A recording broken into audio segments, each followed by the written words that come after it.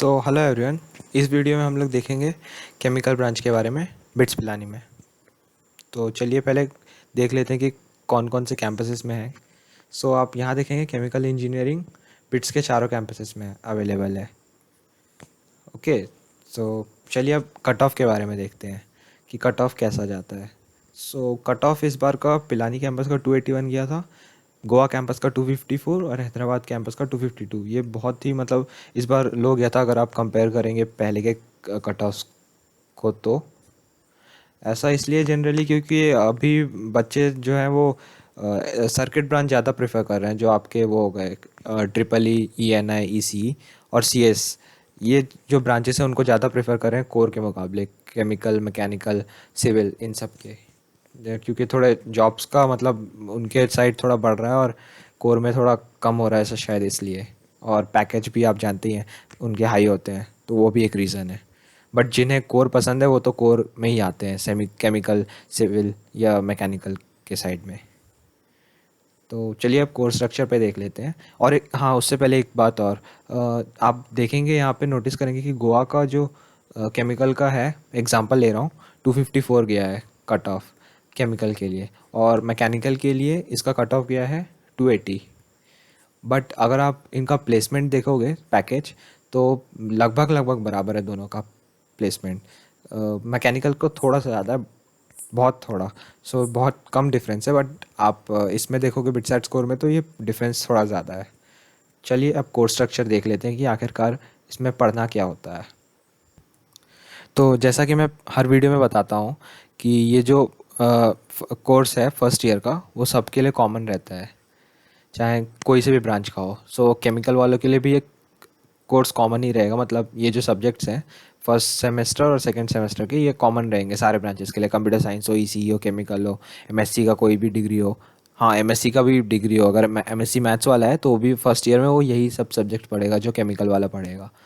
सो इसके बारे में एक बार मैं ब्रीफ कर देता हूँ, बट मैं अपने सारे वीडियोस में ब्रीफ करता हूँ। तो अगर आपने मेरे पहले की कोई वीडियो देखी है, आप इतने पार्ट को स्किप कर सकते हो। सो मैं जस्ट ब्रीफ कर देता हूँ। सो बायोलैब और जनरल बायो, इसमें अगर 11th-12th में किसी ने बायोलॉजी पढ़ा था, वही बायोलॉजी इसमें वापस से रिपीट होती है। मतलब लगभग सेम कॉन्सेप्ट्स आते हैं और सेम पढ़ना भी होता है। और जिसने नहीं पढ़ा, जो कि बहुत लोग नहीं पढ़ के आते हैं, वो लोग मतलब एकदम बेसिक से पढ़ाया जाता है तो वो लोग आराम से कोप अप कर लेते हैं। मैंने भी नहीं पढ़ी थी, तो ज़्यादा मुश्किल नहीं होती है, आसान होती है। फिर आते हैं हम लोग केमिस्ट्री लैब और जनरल केमिस्ट्री में। इसमें जनरल केमिस्ट्री में भी मतलब 12th के जो चैप्टर्स हैं वही हैं बेसिकली। एग्जांपल देखा जाए तो फिजिकल केमिस्ट्री में थर्मोडायनेमिक्स था, काइनेटिक्स था, और ऑर्गेनिक में आपका आइसोमेरिज्म था, बेसिक SN1 SN2 था, और इनऑर्गेनिक में क्या था, कोऑर्डिनेशन कंपाउंड्स था। हाँ, बेसिक और एक चीज़ बताना है, जैसे केमिकल ब्रांच लगता है बच्चों को कि अगर उनकी केमिस्ट्री अच्छी है तो वो केमिकल ले लें।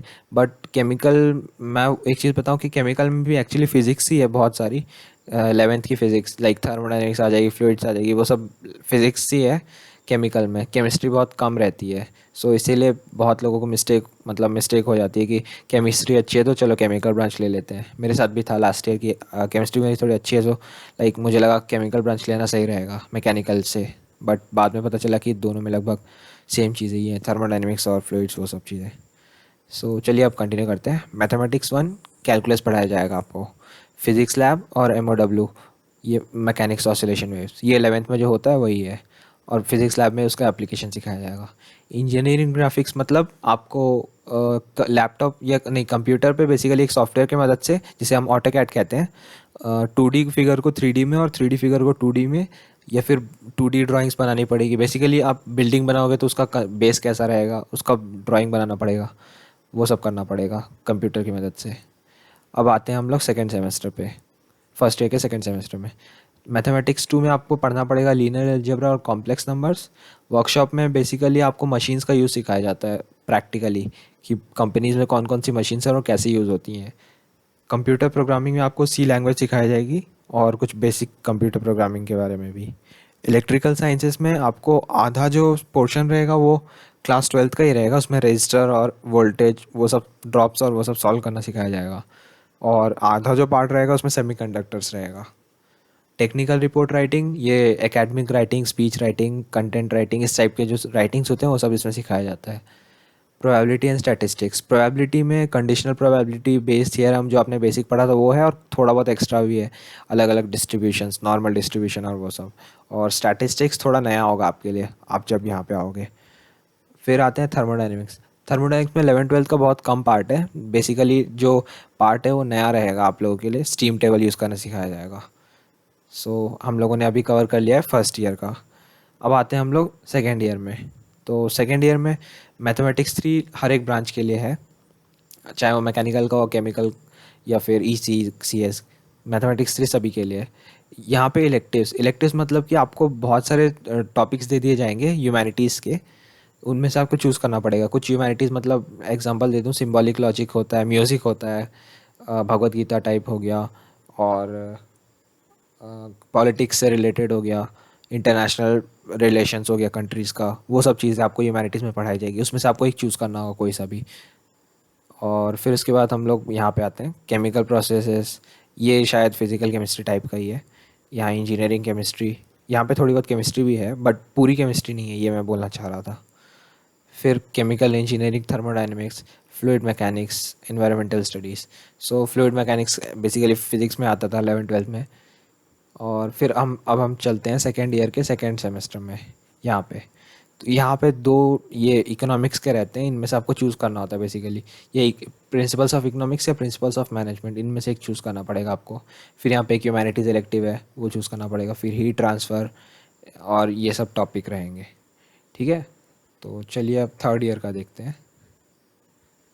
जब आप सेकेंड ईयर कंप्लीट कर लेंगे तो आपको यहाँ पे PS का ऑप्शन मिलेगा। PS मतलब कि प्रैक्टिस स्कूल। बेसिकली इसका मतलब होता है आपको इंटर्नशिप करने मिलेगा किसी भी एक इंडस्ट्री में जाके, आपकी CGPA के बेसिस पे। जैसे CGPA रहेगी उस बेसिस पे आपको कंपनीज डिसाइड करनी होगी। जैसे आप अभी बिटसेट स्कोर के बेसिस पे अपना वो भरेंगे ना फॉर्म, कि कौन सा ब्रांच चाहिए, कौन सा ब्रांच ऊपर नीचे, वैसे ही उस सेम प्रोसेस यहाँ पे भी होता है। तो चलिए अब थर्ड ईयर देख लेते हैं। थर्ड ईयर में ये सब टॉपिक्स है। ह्यूमैनिटीज़ इलेक्टिव्स करनी पड़ेगी, और ओपन इलेक्टिव्स मतलब होता है कि आप किसी और ब्रांच का कुछ पढ़ सकते हैं। जैसे आपको कंप्यूटर साइंस में कुछ पढ़ना हुआ, डेटा स्ट्रक्चर, तो आप यहाँ पे आप पढ़ सकते हैं। फिर केमिकल लैब केमिस्ट्री का सेपरेशन प्रोसेसेस और ये सब टॉपिक्स हैं। बेसिकली आप एक बार कोर्स स्ट्रक्चर देख लेना कोई भी ब्रांच चूज़ करने से पहले, हर एक ब्रांच की। मैंने हर एक ब्रांच पे लगभग वीडियो बनाई है, तो आप एक बार उनको बस देख लेना कि उसमें क्या क्या पढ़ाई होता है, ताकि आइडिया लग जाए कि कैसे क्या सब्जेक्ट्स है, 4 साल में आपको क्या पढ़ना है। फिर आते हैं हम लोग थर्ड ईयर के सेकेंड सेमेस्टर में। यहाँ पे बेसिकली ओपन इलेक्टिव्स या आप ह्यूमैनिटीज़ कर सकते हो। ठीक है, उसके बाद केमिकल इंजीनियरिंग लैब और वो सब है। फिर प्रोसेस डिज़ाइन और इलेक्टिव्स। अब आते हैं फोर्थ ईयर में। फोर्थ ईयर में बेसिकली या तो एक प्रैक्टिस स्कूल करना होता है और इलेक्टिव्स करने होता है बस। उसके अलावा कुछ ऐसे कंपलसरी कोर्स नहीं रहते हैं। इसमें आप डिसिप्लिन इलेक्टिव्स कर सकते हो। डिसिप्लिन इलेक्टिव्स मतलब आपके ब्रांच से रिलेटेड, मतलब यहाँ पे केमिकल इंजीनियरिंग से रिलेटेड बहुत सारे आपको दे दिए जाएंगे टॉपिक्स, उसमें से आप चूज़ कर सकते हो कि आपको क्या पढ़ना है। और ओपन मतलब आप किसी और ब्रांच का कुछ पढ़ सकते हो। और फिर फोर्थ ईयर के सेकेंड सेमेस्टर में प्रैक्टिस स्कूल 2 जाना होगा, अगर आप जाना चाहते हो तो। अगर आप यहाँ पे गए होगे तो ये आप यहाँ पे जा सकते हो। 2 प्रैक्टिस स्कूल्स हो गए, मतलब 2-2 बार इंडस्ट्री आपको एक्सपोजर मिल गया। ये था आपका केमिकल का कोर्स स्ट्रक्चर। चलिए अब आगे देखते हैं। तो अब देखते हैं कि एवरेज CGPA कितनी रहती है स्टूडेंट्स की फर्स्ट ईयर के बाद।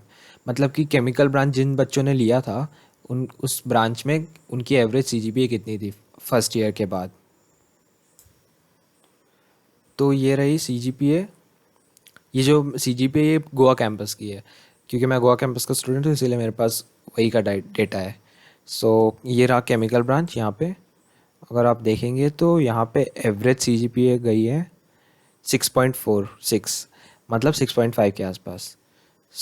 बस ये एक कंपैरिजन नहीं है, बस एक बेसिक आइडिया देने के लिए कि लाइक आपको कितनी मेहनत करनी पड़ेगी यहाँ आपको फर्स्ट ईयर में इस ब्रांच को लेने के बाद, और क्या क्या पढ़ाई होगा, उसके लिए मैंने ये कंपैरिजन किया है। किसी को मतलब किसी ब्रांच को ऊपर या नीचे दिखाने के लिए नहीं।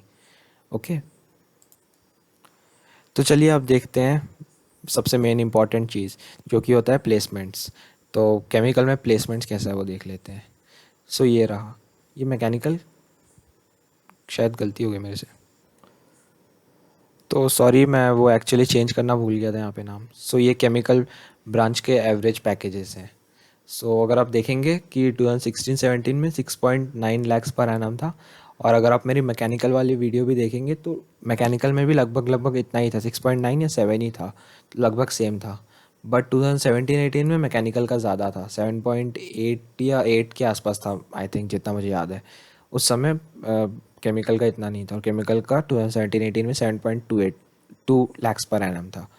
फिर आप अगर 2018-19 का देखेंगे तो इसका 8.6 था, और जितना मुझे याद है मैकेनिकल का भी लगभग लगभग इसी के आसपास था। सो पैकेजेस अभी ऑलमोस्ट सेम रह रहे हैं मैकेनिकल और केमिकल में, कोर्स में थोड़ा सा डिफरेंस है, और बाकी सब तो आप कट ऑफ जानते ही हैं कि केमिकल का लो गया था, मैकेनिकल से थोड़ा ज़्यादा ही लो गया था। बस इतना ही एनालिसिस था इस बार के लिए। अगर आपको पसंद आया तो लाइक कर सकते हैं और सब्सक्राइब भी कर सकते हैं, और आगे आपको कौन सी वीडियोस चाहिए उसके बारे में आप सजेशन भी कमेंट में दे सकते हैं। कुछ भी पूछना हो आप कमेंट्स में पूछ सकते हैं। So thank you very much.